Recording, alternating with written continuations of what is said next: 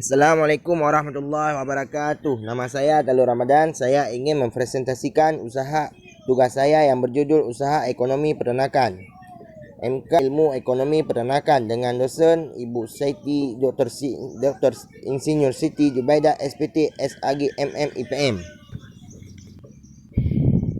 Pengertian usaha peternakan. Istilah usaha peternakan akan lebih jelas tertera pada Undang-Undang Pokok Kehewanan Undang-Undang Nomor 6 Tahun 1967 tentang ketentuan-tentuan pokok peternakan dan kesihatan hewan. Pada bab 1 pasal 1 dikemukakan beberapa istilah di antaranya. 1. Ternak adalah hewan peliharaan yang kehidupannya yakni mengenai tempat, perkembangbiakan serta manfaatnya diatur dan diawasi oleh manusia dan dipelihara khusus sebagai penghasilan bahan-bahan dan jasa yang berguna bagi kepentingan hidup manusia.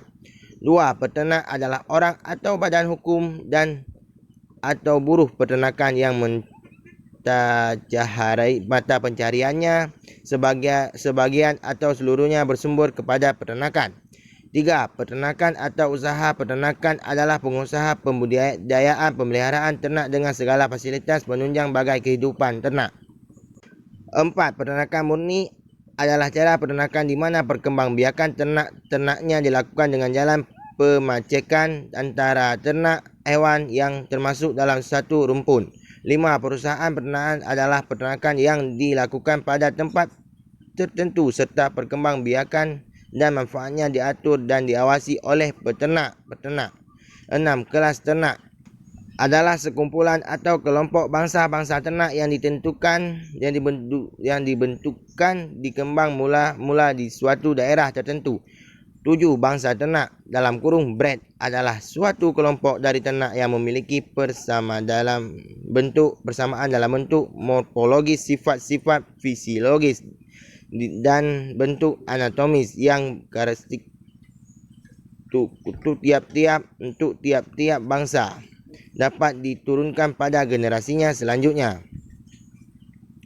Karakteristik peternakan. 1. Karakteristik ternak adalah usaha atau industri yang dikendalikan manusia di mana mencakup 4 komponen, iaitu manusia sebagai subjek, peternak sebagai objek, lahan atau tanah sebagai basis, ekologi dan teknologi sebagai alat untuk mencapai tujuan. 2. Karakteristik usaha dinamis, di mana usaha peternakan harus dikaji dengan analisis dinamis dengan referensi waktu dan penuh dengan ketidakpastian. 3. Karakteristik produk peternakan adalah karakteristik hasil utama maupun sampingan usaha peternakan. 4. Karakteristik produksi peternakan adalah faktor-faktor produksi usaha peternakan yang jumlahnya relatif banyak serta dominasi pengaruh lingkungan yang besar. 5. Karakteristik sistem usaha peternakan terdiri dari sistem intensif.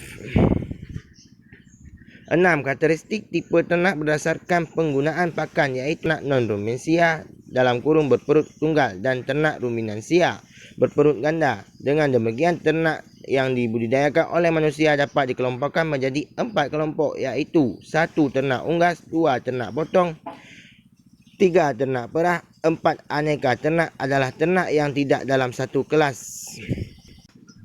Tujuan mempelajari usaha peternakan. Pengetahuan usaha peternakan memberikan landasan teoritis tentang seni (art) manajemen, bagaimana membuat dan melaksanakan keputusan pada usaha pertanian atau peternakan untuk mencapai suatu tujuan yang telah disepakati oleh manajer atau keluarga petani atau peternak tersebut. Keputusan tersebut akan menentukan jenis-jenis usaha peternakan yang akan dikerjakan. Jenis usaha tersebut menyangkut karakteristik macam usaha, input, output, produksi, teknologi, manajemen, pemasaran. Ruang lingkup usaha peternakan. Ruang lingkup pengetahuan usaha peternakan mencakup ialah jenis atau macam usaha peternakan yang ada di Indonesia yang didasarkan kegiatan ekonomi di bidang produksi peternakan yang dimulai dari adanya kegiatan memasukkan input kemudian diakhiri setelah output dikeluarkan oleh produsen di bidang peternakan. Output yang utama adalah air susu bagi usaha sapi perah, daging bagi usaha sapi keraman dan ayam, telur bagi usaha itik dan unggas lainnya. Sedangkan yang termasuk input adalah lahan, bibit ternak, pakan, obat-obatan, peralatan, bahan bakar, tenaga kerja, modal, bangunan, dan uang. Jenis-jenis usaha di Indonesia. Atas dasar tingkat jumlah produksi, macam teknologi yang dipakai, banyaknya hasil produksi yang dipasarkan, maka macam usaha peternakan di Indonesia terdiri dari A. Peternakan tradisional dengan ciri jumlah ternak sedikit, input teknologi rendah, tenaga kerja keluarga dan profit rendah dalam kurung sebagai tabungan. B. Peternakan backyard dengan ciri-ciri jumlah ternak sedikit, input teknologi multi tinggi, tenaga kerja keluarga dan profit sedang, diwakili peternakan ayam ras dan sapi perah.